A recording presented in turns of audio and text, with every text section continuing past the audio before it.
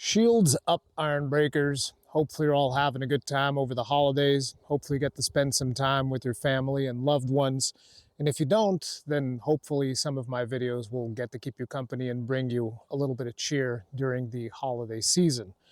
Now, 2024 has been a year that has definitely been very, very interesting. If you guys remember, close to the end of last year, I recorded a video fairly similar to this, standing pretty much in the same location that I'm standing right now, where I was telling you guys about like some of the games that we were going to be playing next year and how I was going to take things a little bit slower, how I was going to need to slow things down. And then I proceeded to have one of the busiest years of my life. It also has been one of the most rewarding years of my life, but I've basically taken absolutely no breaks since the beginning of the year up until now. Nose to the grindstone. And yeah, it's been absolutely insane. I would love to say that I'm going to be slowing things down in 2025, but who the hell knows what's going to happen in 2025? I'm not really a man with a plan, you know?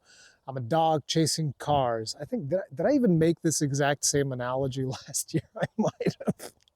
I might have made the exact same analogy last year, but naturally, this year was phenomenal to me because of you guys. It was because of you that I was able to go to Gamescom. I was able to interview the Monster Hunter team, which is a privilege that I didn't really expect to ever happen. And it was an insanely great time overall. And again, your outstanding support throughout the year has been nothing short of overwhelming, and I'm incredibly thankful for it. I never take any of this stuff for granted, as I've told you guys multiple times.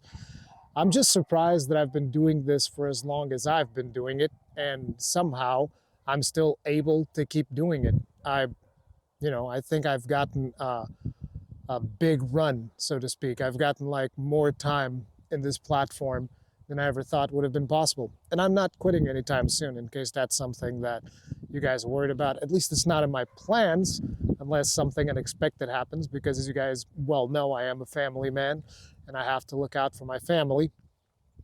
And yeah, thank you. Thank you guys a lot for everything that you've allowed me to do and that you continue to allow me to do. I hope to continue to entertain you for a long time to come.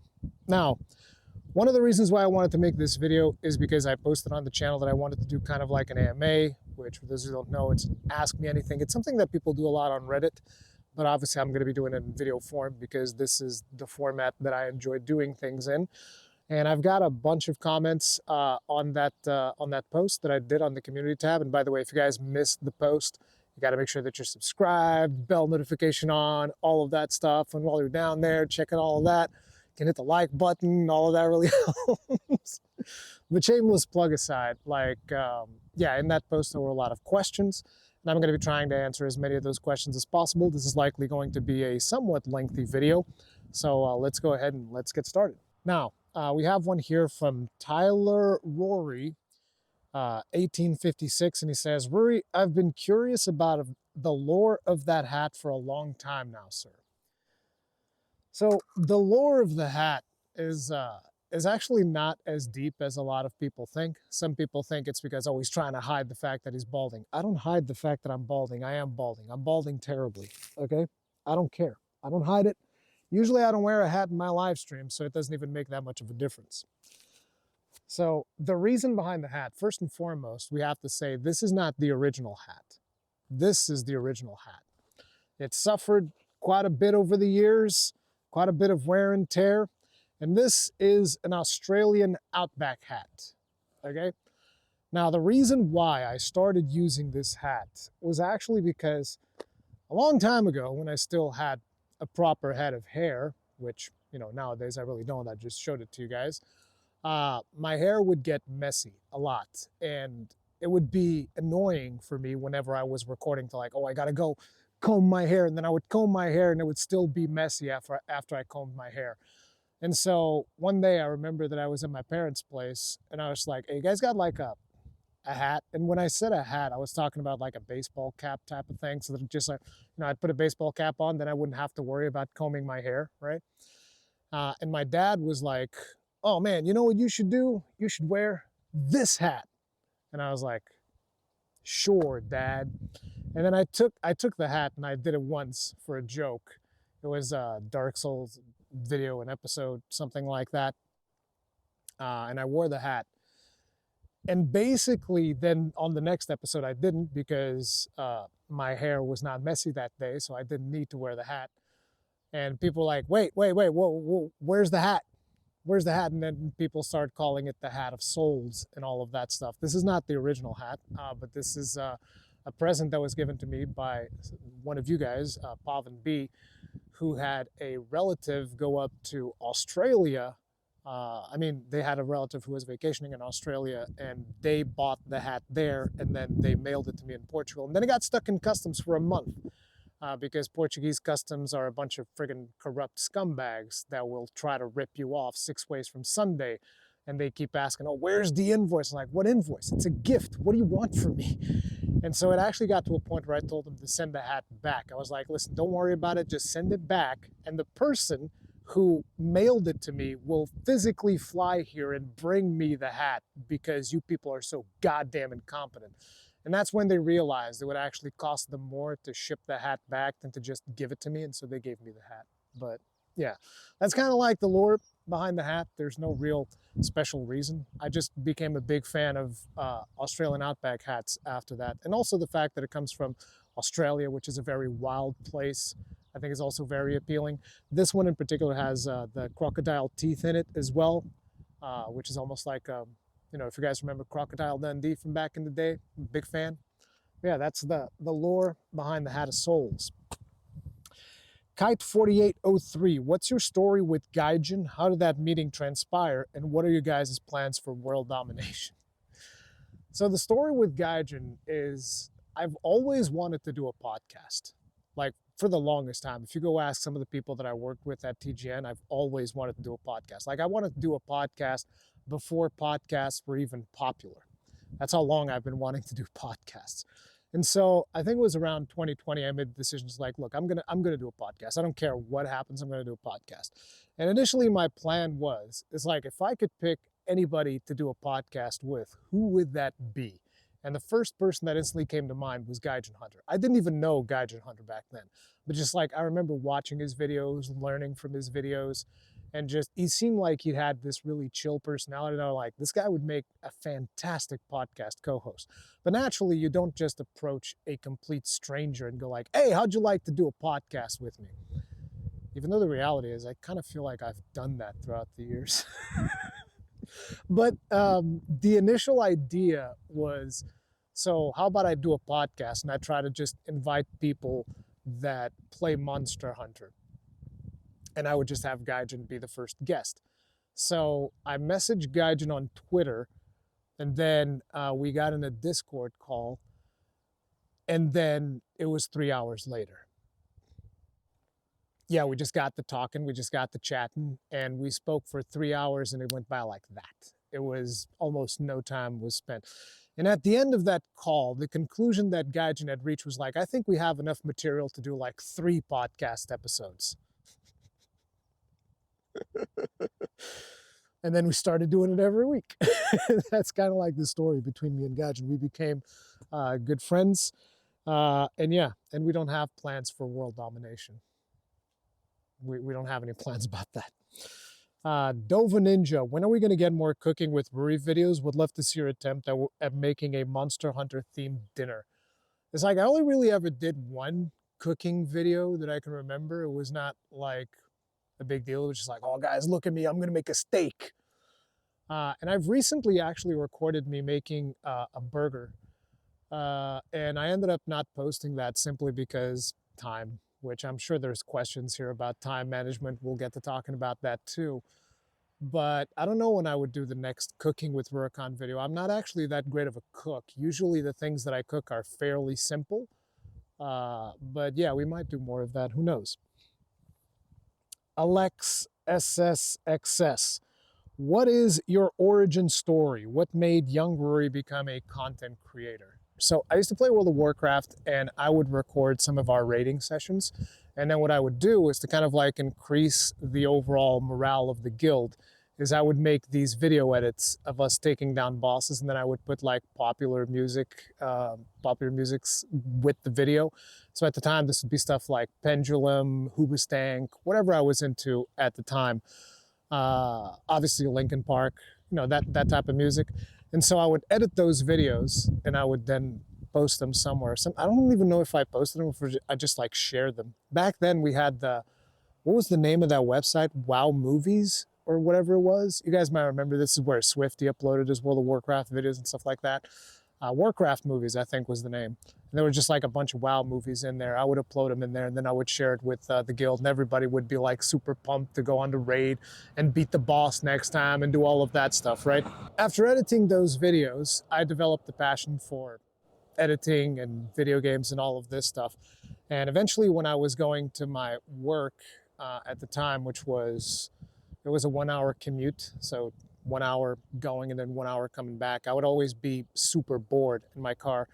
And I've always liked the idea of talking about video games, but I didn't really have a lot of people that I knew that also played World of Warcraft, so I didn't really have a lot of people to talk about video games with. So what I would do is I had this work laptop that I would set up in my car, and I would have the laptop recording me while I was driving to work and from work, and it was terrible quality. It was atrocious, but I'd be just complaining about balance in World of Warcraft and stuff like that, and how my warrior was underpowered, and that's kind of like how I got started. And then eventually, when was it? It was like 2007, I think. Around 2007, I was about to get laid off from a job that I didn't even want it to do. So, it was kind of like, whatever. So as I was about to lose my job, I was like, well, I'm going to go into unemployment. And so that's going to give me like a cushion, and I'm going to make a push for content creation. That's when I started doing stuff kind of like full time, because I had the comfort of receiving some unemployment money, and, gave me a cushion. I just started putting all of my eggs into becoming a content creator.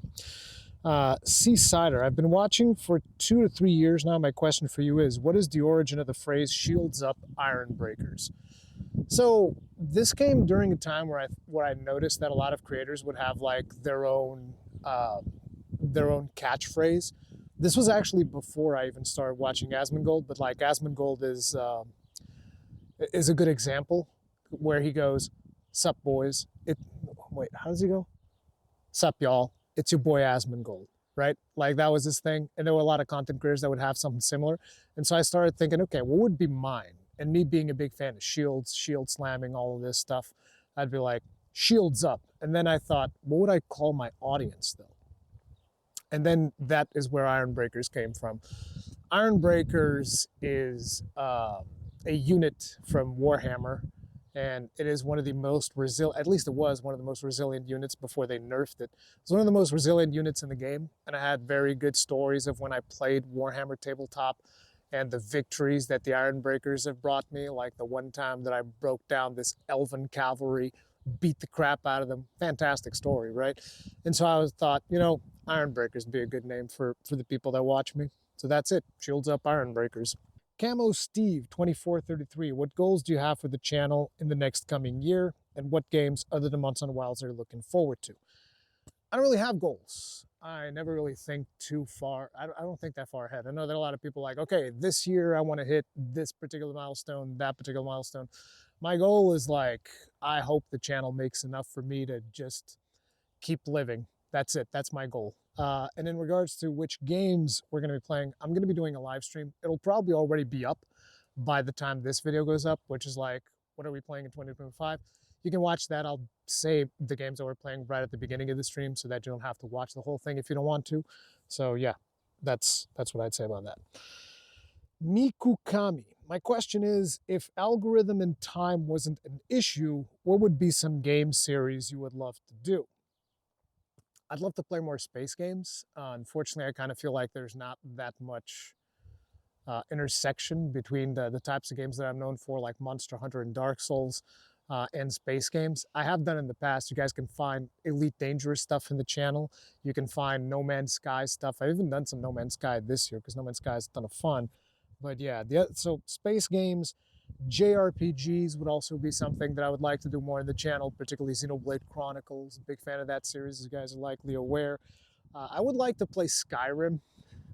Unfortunately, that's never going to fly in today's day and age. So me trying to do like a Skyrim live stream, good luck.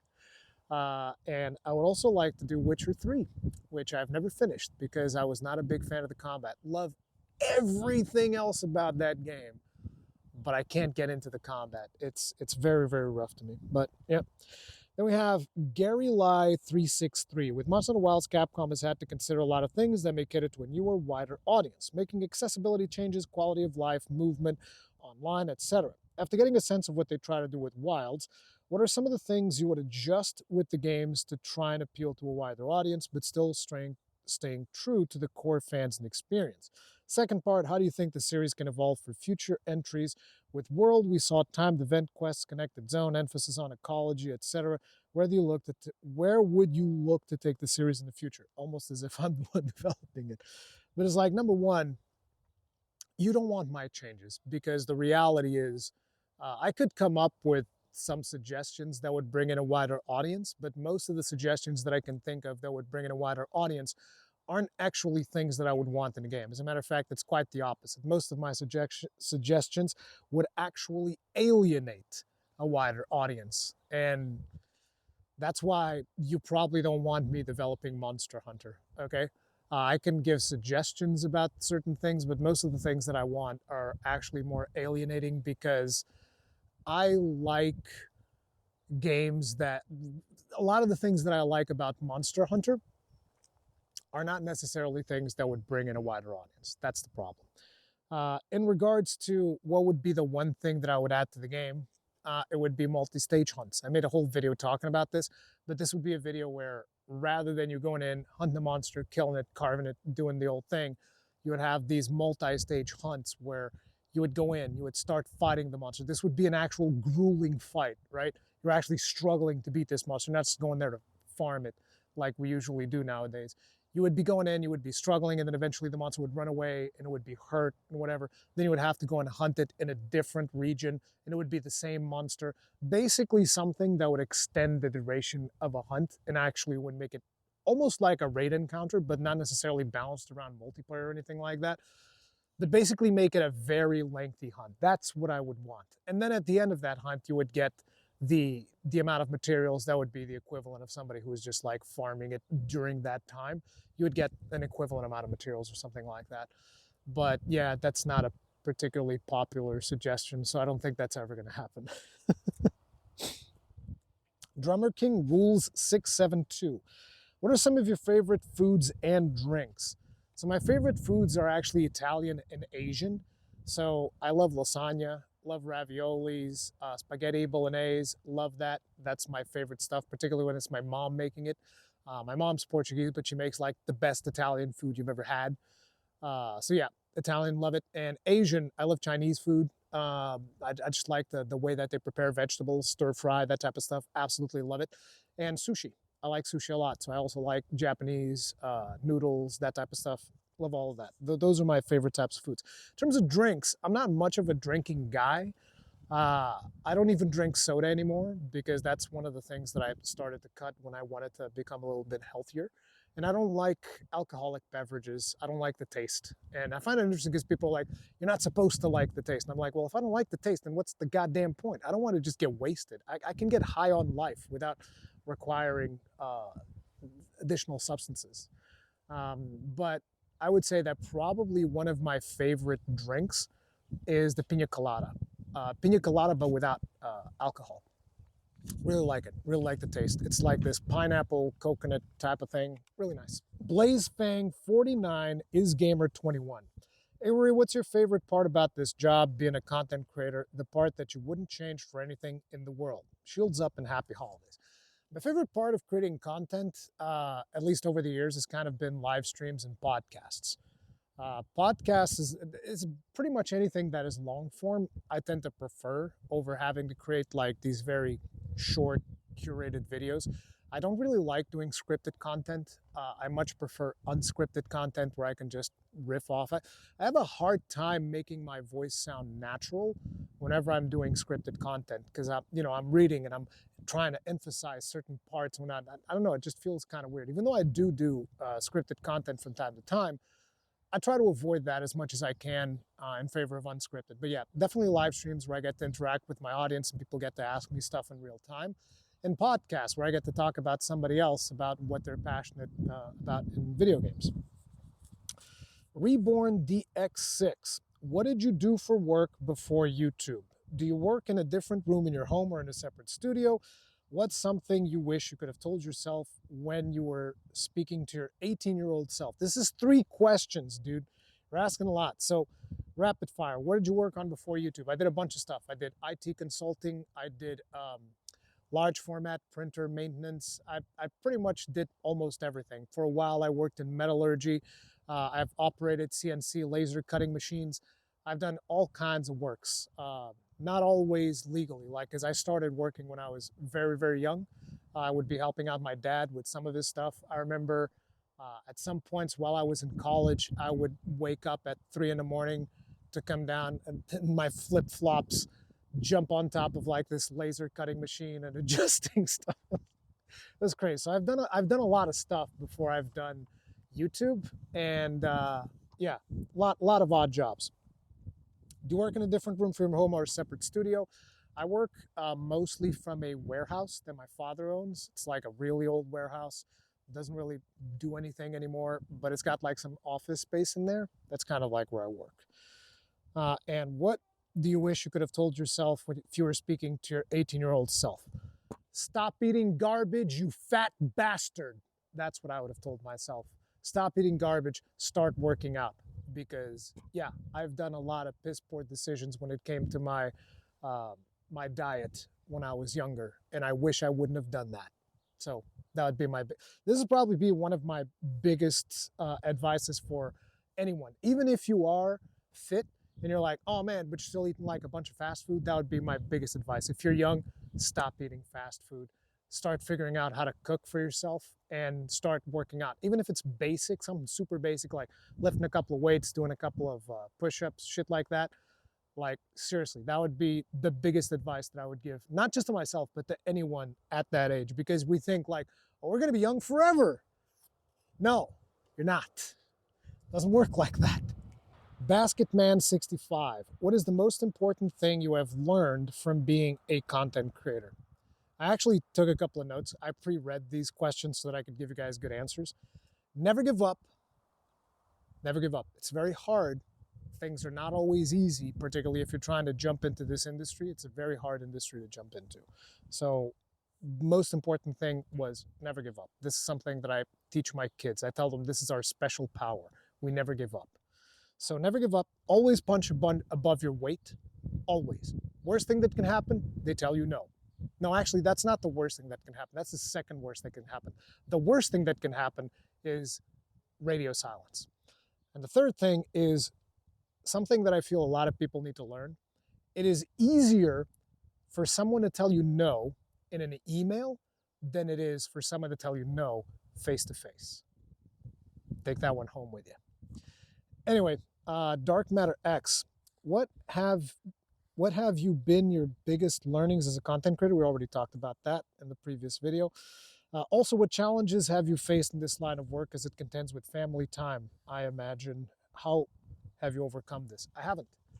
It's a struggle. It's a struggle every single day to find a balance between finding time for my family and finding time for content creation, particularly because the way in which I do content creation is not the best way, which is whenever something comes out that is very timely, I need to cover it as fast as possible. And that creates a lot of really uncomfortable situations. To give you guys an idea, the embargo for Shadow of the Earth Tree this year came out on the exact same day as there was a very important school event for my daughter. And so I set up a bunch of videos to go up on YouTube, and I was like, okay, everything's set up. I'm going to go to the event. And then as the videos were going up, I noticed, oh, crap, there was like some mistake. I don't even remember exactly what the mistake was, but basically I had to, I watched the part of my daughter, and then because of these school events, will be parts where it's your daughter, then it's parts where it's other students and whatnot. You know, there's a there's a lot of students that go and do their thing. So I watched my daughter, and then I ran back here, and I changed everything, put everything uploading again, and then I ran back to the event, and that was absolutely miserable. I hated it. Extremely stressful. And so it is a struggle. It's always a struggle, and it never stops being a struggle because of the way in which I do things. And yeah, sometimes you might look and be like, man, Rurikhan's not putting out as much content as he used to. Trust me, I'm putting out as much content as I possibly can because balancing time is super hard. Dakudo. When I grew up, there was the expectation in society that gaming is something you grow out of and stop when you become an adult. I'm 29 now, I'm still gaming like I was when I was 16, but I feel weird sometimes because I was supposed to stop. What was your experience when it comes to growing up in gaming? So, in my day, you weren't supposed to play video games at all, period. It was seen as like an activity for children. It's not even about, like, apparently, according to what you're telling me, it's something that you expected to grow out of after your teenage years. In my day, you were expected to grow out of it before your teenage years. So this is always something that society will always judge gamers in one way or another. They will call us man children and all of that bullshit. As far as I'm concerned, it's like me playing video games isn't hurting anyone. So what the fuck is it anyone's business telling me whether I should or not play video games? And what the fuck is it anyone's business telling you whether or not you should play video games? Play video games whenever you feel like playing video games. Just be sure to also not neglect other aspects of your life. But I'm hoping that I'll be playing video games well into my 80s if I'm still alive by then. So yeah, my experience, I would say, was even a little bit worse than yours. I was constantly criticized. My parents didn't want to buy me game consoles. They bought me a PC instead. They were like, you can't work on a gaming console. And it's like, it's funny considering what I do nowadays, right? But yeah, it's like, don't let society judge what you want or don't want to do. That'd be my recommendation there. Mantequilla. My question for you, Rory, is do you have a genre of game that maybe you enjoy and you think most people who watch the channel aren't aware that you love? Space Sims.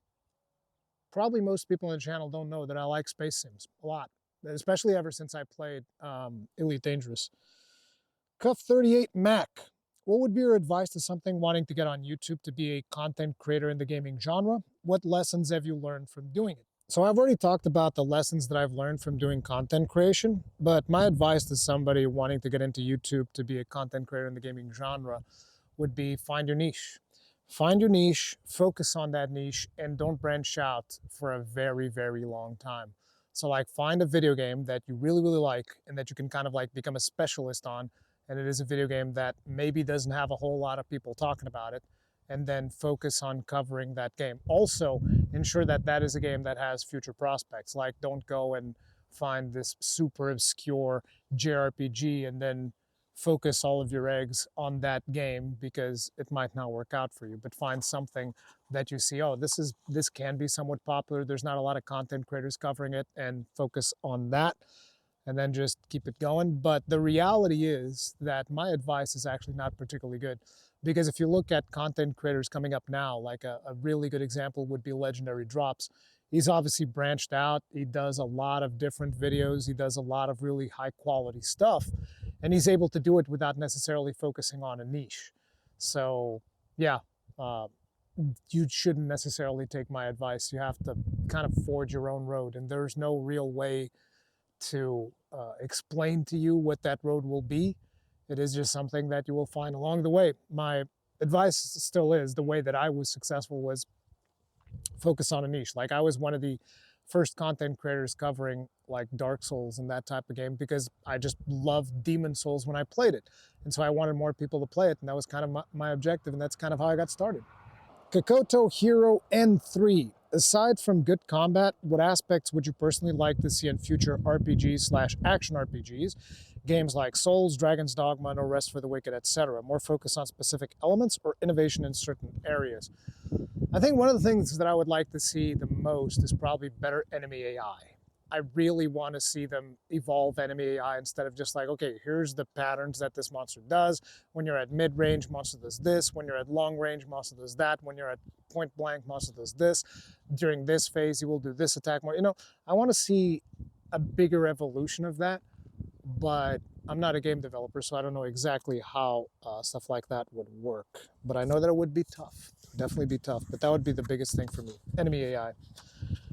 Celtic Woman Fan 01. How can we support your work? What is the best, most impactful ways for us to support the channel?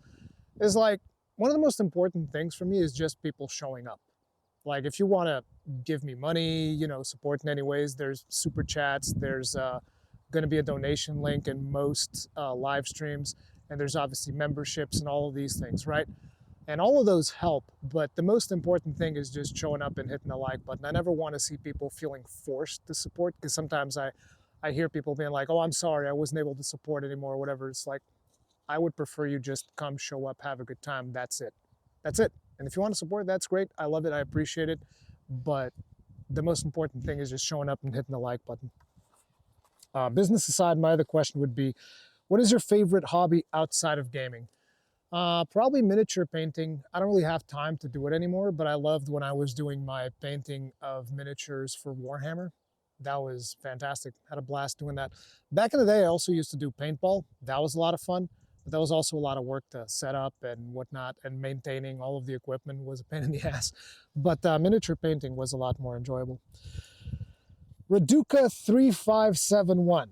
I think Gaijin already told you this, but please give a shot to Soul Sacrifice Delta. It's a Monster Hunter-like with a Bloodborne vibe that was released on a PlayStation Vita, and in my opinion, it's even better than Monster Hunter. Funny you should say that. Who do you think put Gaijin up to playing Soul Sacrifice? It was me. Yes, it was me. I already know about Soul Sacrifice. Soul Sacrifice, brutally underrated video game. And here's another interesting thing. In another question, somebody was asking me about the origin of Shields Up Ironbreakers. Funnily enough, the first time I ever said Shields Up Ironbreakers was in a Soul Sacrifice video. Indiano 8056. As a parent of multiple kids, how are you managing your time between content creation and raising your kids? Struggling. Extreme struggle, like I've already mentioned in the past. I think there's one more question like this. Giant O, what's a mechanism / system that you saw in a game or thought of yourself that you would like to see more games adapt? The Nemesis system from Shadow of Mordor or Shadow of War. The Nemesis system was phenomenal, fantastic, had a blast playing it. It's a shame that those developers were scumbags and patented that system so that nobody else can use it, because it is a really cool system that more video games should make use of. And instead of that, that system died in that particular series and nobody's using it anymore, which freaking sucks. But yeah, the Nemesis system was fantastic. James KC4FT. As a dwarf simp, have you ever tried playing Dragon's Crown? Excellent action RPG, but you can play as an awesome dwarf. Yes, as a matter of fact, there's a full playthrough in the channel that you can find. I played it all the way back in the PlayStation 3 days, and then I did an updated video when they released it on PlayStation 4. Highly recommend. Dragon's Crown is freaking phenomenal. Midori9284. Why is your English so perfect? I don't think that my English is perfect. I think that my English is decent, and the reason why is because when I was young, I watched the original trilogy of Star Wars over 200 times, and we had really good subtitle artists, and basically I was able to connect the subtitles to the words that the actors were saying, and that's how it perfected my pronunciation to a point where a lot of people think that I'm American. But yeah, it's decent though, it's not excellent.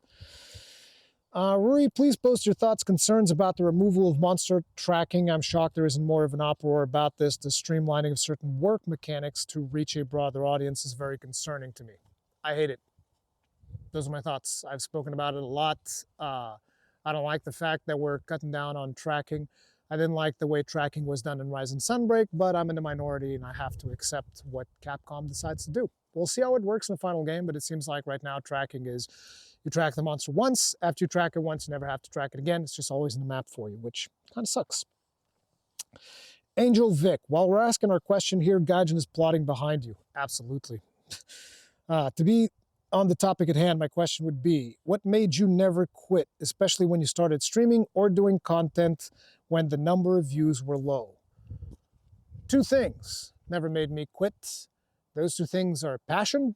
I'm extremely passionate about what I do. I still enjoy it after all these years. Like I said, I don't really see myself stopping. I know that a lot of YouTubers have like exit strategies where they're going into selling merch or doing these brand things or whatever. I don't have an exit strategy. My exit strategy is whenever I'm unable to speak, I need to figure out something else to do.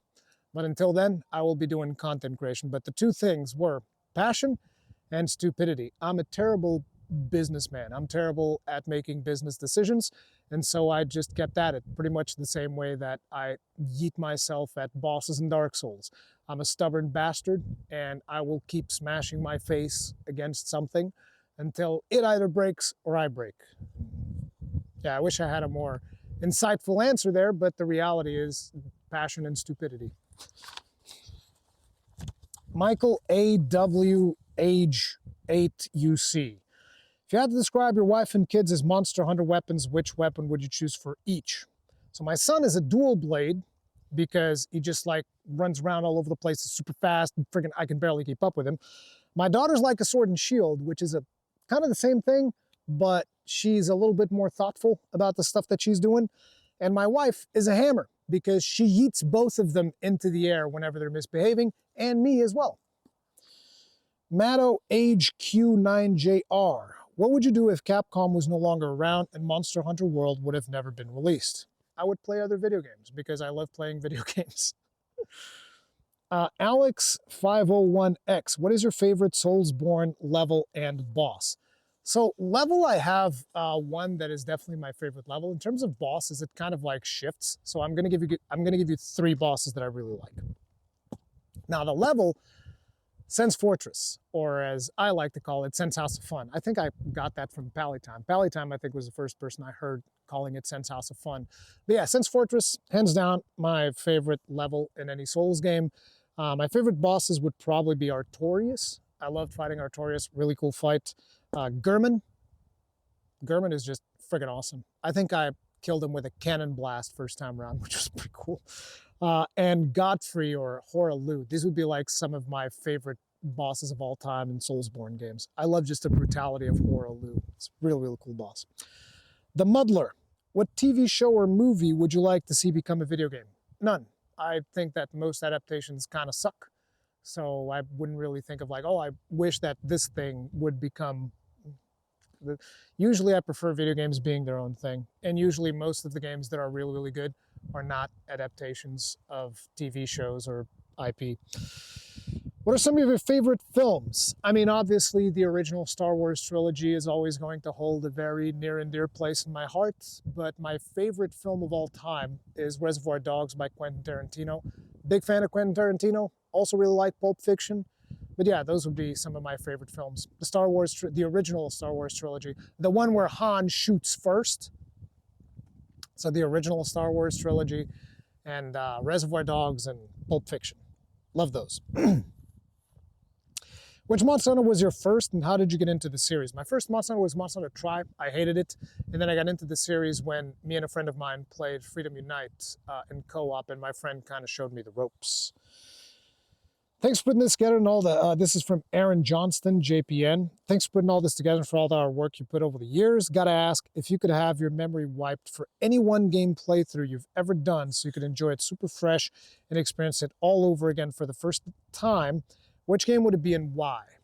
The original Dark Souls. And the reason is because that is still one of the most memorable first playthroughs that I've ever done. But I would also have to have my memory erased for all of the Souls games. Like I would have to be starting completely fresh for that to really work. Because like if you were to delete my memory of Dark Souls 1, but I still had all the muscle memory that I have from all the other Souls games, the experience wouldn't quite be the same. But yeah, if I could choose one game where I knew nothing about it or that franchise and replay it all again from the beginning, it would be the original Dark Souls. Danny YV5SR, what dreams or goals do you have in life? Like I've already said, I don't really have goals, my biggest, because usually when you're talking about goals, people are talking about like their professional goals, like how many subscribers you want to have, how many views do you want to get, all of this stuff. I don't have those. My goal right now is to help my child, particularly my son, overcome some of the things that he is struggling with, because he has a hard time sleeping and that causes him problems at school. He has a hard time socializing. He's becoming a bit of a menace. So like that would be my biggest dream, is to help my son through all of his difficulties and hopefully transform him into a happy young man. We'll see if I'm successful with that or not. Do you have a full-time job? How do you manage it with the family and video games? I do have a full-time job. It's this, YouTube. That's my full-time job, YouTube, streaming, content creation. And how do I manage it? Struggling, like I've already said multiple times here. Fulminous, if you could mix Souls and Monster Hunter, what would you take from each? I would take the combat of Monster Hunter and put it in a Souls setting with the Souls level design, because I prefer the combat in Monster Hunter, but I also really like playing Souls games. So, yeah. Julius, oh, that was from Boy Slap, by the way. Julius Awen, hey, thanks for the great content. Hang in there. Why is it not Rurikhan? What is the story behind Rurikhan? Now, the reason Julius asks this is because some of you might not be aware, even though I'm very public about this. My real name is Rui, R-U-I. And, you know, it would make sense that if I was doing an adaptation, it would be Rurikhan instead of Rurikhan. Now, the reasoning behind this is because when I first started coming up with this specific name that I ended up using online, the objective was to make my name sound more dwarvish. And that's when I came up with the name Rurikhan. The thing is, no, actually it wasn't Rurikhan, it was Rurik. And Rurik was actually perfect. I loved it. I was like, oh man, I was calling all of my characters Rurik. The problem was that ArenaNet, the makers of Guild Wars, made a character and it was called Prince Rurik. And he had a face that looked like Freddie Mercury for some reason. And so naturally, a lot of people would start interpreting that like, oh, you just call yourself Rurik because you took it from Guild Wars. And so I needed a change in the name Rurik. And so I was thinking to myself, okay, Khan. Khan sounds kind of cool. I could go Rurik Khan. And also, Han is a reference to my favorite Star Wars character, Han Solo. So I was like, you know, that's kind of cool. It's all of that ended up making it so that I called myself Rurik Khan. Chad K. Line 9131. The content creator life is an immense grind with lots of hard work. Have you been able to find a good balance between all the work you do in your personal life? No. This question is a thinly disguised plea of not wanting you to burn out because I love your work so much. I don't think I will ever really burn out. My biggest thing is I need to take more time away from content creation to focus on my family. So I'm never really burnt out on making content. I just kind of like, I just need more time. KitKat Reyes 8287. Super big fan of your work, and you've been the only person who baptized me with the power of Gunlance. Another one. Here's a question for you. When did you decide that you're going to do YouTube full time? I've already talked about this a little bit earlier, but it was around that time when I got laid off from that job that I was doing, which at the time was IT consulting. And at that time, I was receiving unemployment pay, so I figured, you know, I'm going to get unemployment pay. It's a good time to try and go all out. Ear Sandar 10. Sir Ruri, what was the first ever game that captured your interest to dive into the gaming world? StarCraft. I love playing StarCraft. It was actually interesting because it was in the same warehouse, in a different section of the warehouse though, that I first started playing StarCraft on my dad's computer. And I would have these friends online that were able to get these access codes to access the internet, because you used to have to pay for both the phone line and then an additional pay to use the internet. And you would need like login connections because this would be dial-up and stuff like that. And these friends of mine would find these dial-up connections. They would hook me up with some, and then I would use that in my dad's computer to go online to play StarCraft. So yeah, StarCraft was definitely the one. StarCraft is also likely the reason why I went into comp sci, because I wanted to eventually, I wanted to learn how to program and do all of these things so that I could potentially work at Blizzard someday. Funny how things turn out. I'm now one of Blizzard's biggest criticizers. Critics. Criticizers? Critics. Learn how to speak, you idiot. But yeah, definitely StarCraft. What would let you stop playing Gunlance? Are you satisfied as your career as of now? Where do you see yourself in 5-10 years? I never really think as to where do I see myself in 5-10 years. And whenever people ask me that, I usually go like, you know what? If I was able to still do what I'm doing now 5-10 years from now, that'd actually be pretty friggin' great. That'd be fantastic. I would love that.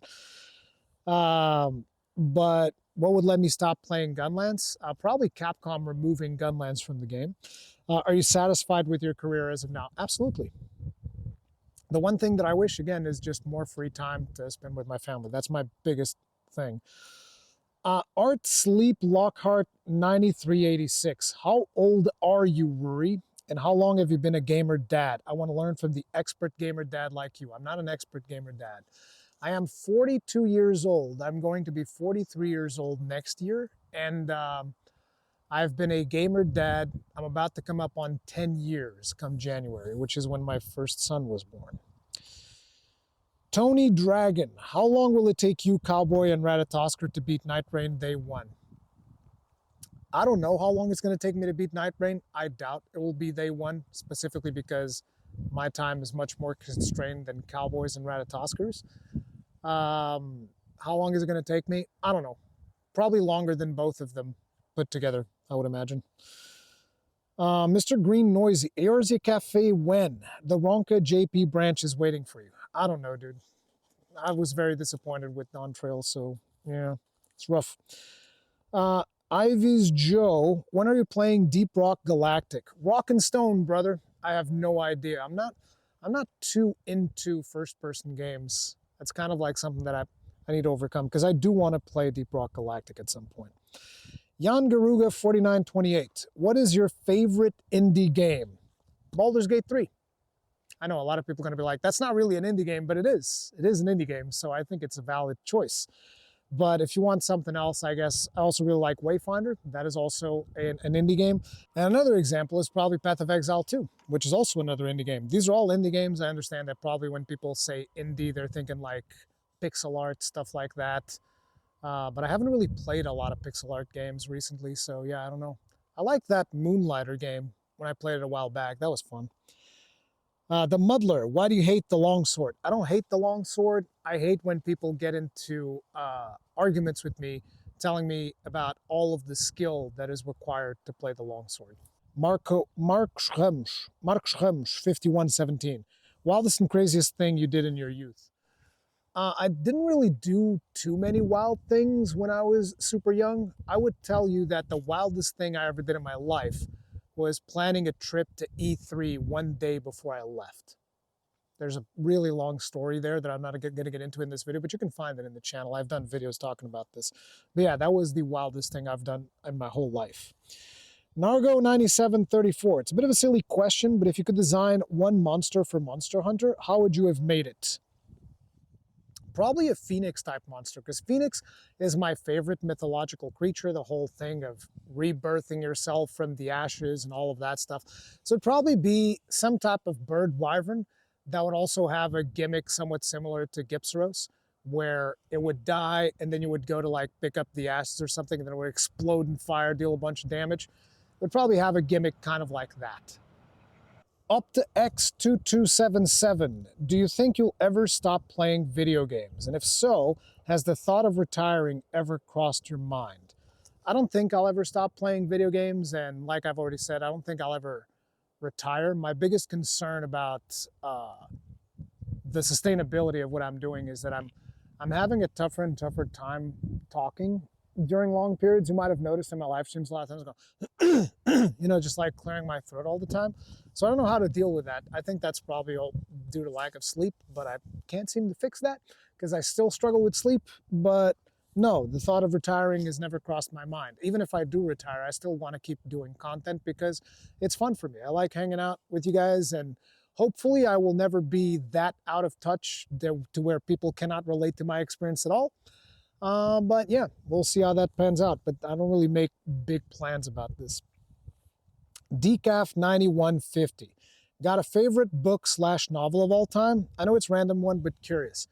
Chronicles of a Warlord by Bernard Cornwell. It is Bernard Cornwell's interpretation of the Arthurian legend, and I really, really like it. It's a more gritty interpretation of the whole Chronicles of King Arthur and all of that stuff. And it, I don't know, dude. It's one of the few, because I don't read many books to begin with, but that one really marked me. I absolutely loved that. Read that thing all the way, loved it. Omagala NMS. What do you hope to see in No Man's Sky in 2025? I would love to be able to just do expeditions whenever I want to. That's the biggest thing for me in No Man's Sky. Just let me do expeditions whenever I want to. I don't even need new content. Just let me do the content that you already have in there, and let me collect the things at my own pace, because usually expeditions tend to come out when I'm busy with something else. Like there's 2 expeditions that came out when I'm busy playing Path of Exile 2, and I hate that. Very frustrating. Itaru Kirochi, 6006. I would love to meet you, but I know you're a family man, don't travel very often. You were at Gamescom this year. Do you know if in 2025 you'll be at an event abroad? I imagine it's not a thing you can answer easily, but well, I tried anyway. I mean, usually if a game that I'm playing is going to be at an event, like let's say there's a new From Software game, or there's, right now, considering how deep I'm getting into Path of Exile, like if Path of Exile is doing an event and I'm somehow able to attend, I would go. And obviously Monster Hunter. If there's anything Monster Hunter related that I'm allowed to go to, I will go there as well. Antonio Cunningham, I have a lot of questions I can ask, but I'll settle for this one. Why do you think having limited skills will create more diverse builds? There's a lot more in here, but the reason I think that having... Wait, what was the question again?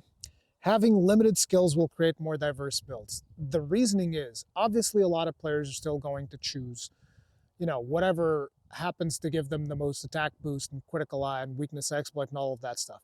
But being forced to choose in a way where you can't get all of them, I think will make for more meaningful builds. Now, in the past, what we've seen is usually people would do at least in Monster Hunter Generations Ultimate, people would do the Rusted Senator set with the Devil Joe for the sharpness stuff. But it's just, I get sick of every single set being, okay, how much can I cram into this in terms of attack boost, critical eye, blah, blah, blah. So I want to see less of those skills and more of something different. And I think that limited skills might actually be a better way of doing it, because having too many skills makes them a lot less meaningful. So I want there to be a world where you choosing between 3 times weakness exploit and 3 times focus is actually meaningful enough that is something that people have to consider. And I think that if we get there, I think that in order to get there, limited skills is the way to go. But I could be wrong. People disagree with a lot of the things that I say. I'm not saying that the way that I view things is correct, but I know that you like the way that stuff is in Sunbreak, Antonio. Soloneer 7711, what is your favorite video game? Base Monster Hunter World is my favorite video game of all time. Dr. Ego, Ruri, what haircut do you do and how often? Often, as little as I possibly can. I hate getting my hair cut. It feels like a waste of time. I have to sit there for like half an hour. I don't like it at all. So, and the haircut that I get, if I could, I would just buzz my head every single chance that I get. But my wife doesn't really like that. She likes me having some hair, so it's whatever. But I prefer buzzing my head, honestly. A lot of times I do it myself. I just go into the bathroom like, shave that stuff off. And as often, as little as I possibly can, like I said. Rurikhan, my wife and I are considering multiple places to retire. Portugal keeps coming up as it appears to fit our climate infrastructure preferences and doesn't tax on retirement income from our country. We would be coming from America. I'm American and she's Korean. Do you have any experience with expats in Portugal? Nope. Or any other insight as to what areas we could find more accommodating. I need high-speed internet for gaming and access to health and care facilities. So my recommendation if you're coming to live in Portugal is like, look, there's 2 big cities in Portugal. There's Lisbon and there's Porto. These are the biggest cities of Portugal. So what I would do is I would try and I wouldn't go and live in the city itself. I would definitely not recommend that because it's going to be expensive as fuck and you're wasting your money. It's a waste of time. Portugal's a super small country. Where I am, You can get to the north of Portugal within like 2 hours to that city that I was talking about, Porto. You can get there within 2 hours. You can go to the southern part of Portugal for some of the best beaches in the world, which is in Algarve, and you can get there in 2 hours as well. So where I am, I'm right in the middle, and I can go either way in Portugal, and I can get there within 2 hours because that's how small the country is. Now, getting to some more deeper places on the inside of the country, that takes longer because you don't really have the best road infrastructure. But my recommendation would be find a place that you would like to live within a 40 to 50 kilometer radius of one of these big cities. Don't live in the cities themselves, but live within 50 to 40 kilometer radius of the big cities because it's going to be significantly cheaper. You can get to the city reasonably fast, and you don't have to deal with living in the city and paying exorbitant amounts of money, and you don't have to deal with the busyness of the city. Pick like somewhere maybe a little bit more remote, and then whenever you want to go, you drive there, and then you drive back whenever you want to. But yeah, either up north if you prefer cooler weather, or in the center near Lisbon if you prefer more warm weather. That would be my recommendation. Let me see. Animation Warrior 301. Since several new games are going to come out in 2025, how will you balance your time workload so you don't experience burnout? I don't know. I'm going to struggle with it just like I struggled with it in 2024. I will not burn out on creating content or playing video games, but like I said, I do need more and more time to take care of my family, particularly my son who is struggling with some stuff. Lucent Monarch, what does a normal day look like for you? So a normal day would be me waking up at around 7 a.m., grabbing my kids from home, driving them to school, and after leaving school, then I come over here to the warehouse. I do a workout because my parents have like this like homemade gym type of setup. So I go there, I work out, then I come to the warehouse and I start my day where I just like either do live streams or I create content or whatever. And I stay here all day, and then around 7 p.m. I go back home unless there happens to be an event that happens later. If it happens to be a Tuesday or a Thursday, I'm also going back a little bit earlier because I'm picking up my kid from jiu-jitsu. But yeah, that's about it. Unless there's something special happening like around a big release during those, then I spend much more time in the warehouse recording content, streaming, doing all of that stuff. Zozo6760, when will we play Bugsnax? Never. Crit Snore, how can I get my wife Rebecca to play Wilds with me when it comes out? I got her hooked on the Soul series so much that she named our dog Artorias. So if you got any tips, or if you could just tell her for me. Okay, tell Rebecca to watch this part of the video. Rebecca, trust me, both of your lives will become much better if you have a hobby in common. And if that hobby happens to be gaming, it is a reasonably cheap hobby, and it is something that both of you can do together and spend some quality time together.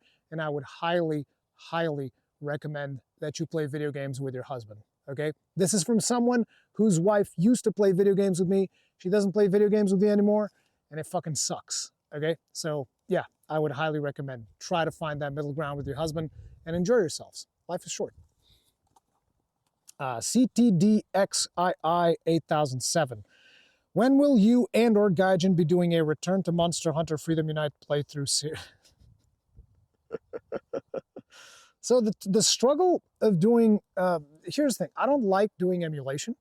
And without doing emulation, there's no easy way of doing a Return to Monster Hunter Freedom Unite.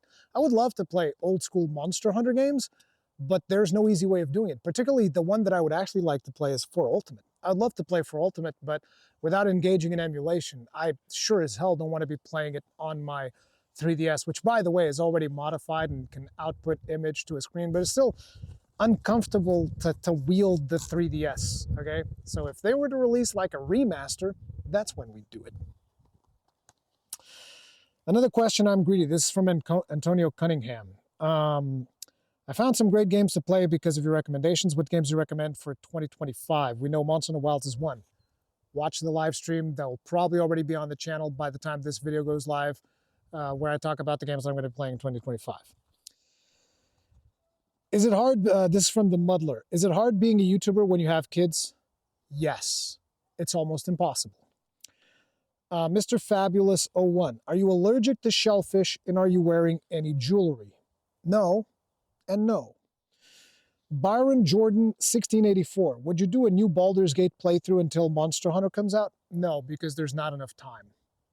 But I do want to play Baldur's Gate 3 again, but I'm going to wait for a blank slate, and then we're going to do another full playthrough of Baldur's Gate at some point. Kevin Furthian 746. I know this is kind of random, but which one is better, FSR or DLSS? This is the upscaling technology of AMD versus the upscaling technology of NVIDIA. As somebody who uses AMD primarily in both of my computers, DLSS is better. Yeah, the NVIDIA upscaling is significantly better than FSR, and it's not even close, I'm sorry to say. As of the recording of this video, things might change. As of the recording of this video, December 2024, DLSS is way better than FSR. Dracog 8197. Would you ever play the God Eater games or Code Vein, which is basically like anime Dark Souls? Absolutely. If it didn't punish me in the algorithm, which it will if I do that at this point in time, so probably not. Heron Vitor 6886. Who is better, Cristiano Ronaldo or Messi? Cristiano Ronaldo, and it's not even close. K. Schmid, did you play Dawn Trail, and do you have any plans to return to the Final Fantasy XIV universe? I usually play in the winter when work slows down. Such a fun game. I played the first, what I think is the first half of Dawn Trail, and I absolutely hated it. I don't know when I'm coming back to Final Fantasy XIV, but I was exceedingly disappointed with the story tonal shift. I felt like this is not the type of story that I come to Final Fantasy XIV from.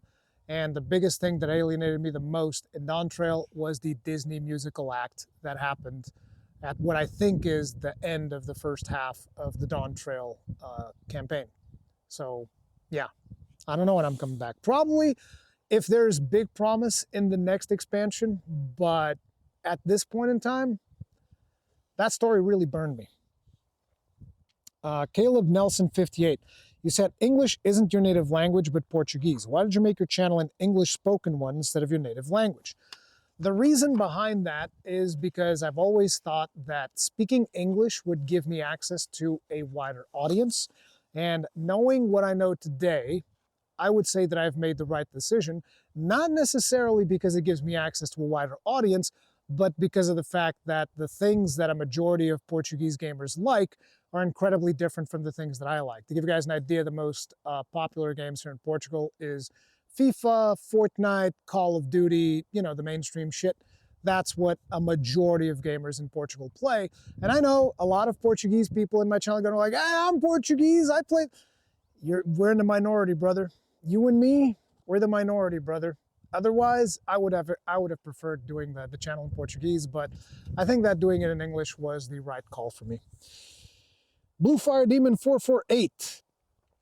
Probably going to sound strange, but do you consider yourself as the commander of the Monster Hunter community? Because at least I kind of see you that way. No, I'm not the commander of the Monster Hunter community. I'm nowhere close to that. I know that some people have that idea. Somebody even approached me at Gamescom and they're like, oh man, it's the I don't remember if it was the father of Monster Hunter or the grandfather of Monster Hunter or something like that.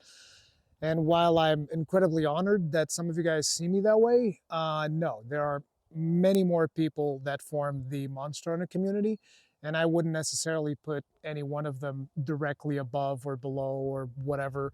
Like, we're just all very passionate content creators for the community, and that's what I hope it continues to be. And I'm looking forward to welcoming more and more people to the community, and it's a good time all around. And if there was somebody that I would look to as a commander of the Monster Hunter community, it would probably be Gaijin. Jobs W. John 7917. Why did you think that Monster Hunter Double Cross wouldn't come to the West? Double Cross, for those of you that don't know, is Monster Hunter Generations Ultimate. I am still salty. The reason I thought it wasn't going to come to the West is because they said it wasn't going to come to the West. Like, Capcom themselves announced at the time that they had no plans to bring Monster Hunter Generations Ultimate to the West. And, you know, if the developer themselves say it, hey, like, it's not happening, I was like, well, crap, I guess it's not happening. That's why I thought it wasn't going to happen. And I was very surprised when they announced GU for the Switch, but I was super happy about it. And that's pretty much it that is all the questions that I got. I know that YouTube probably filtered some of these out, and I removed some of them because they were kind of like repeated and whatnot. Hopefully you guys enjoy this. It's probably way longer than it should have been. I'm sorry. Actually, no, you know what? I'm not sorry. It is what it is.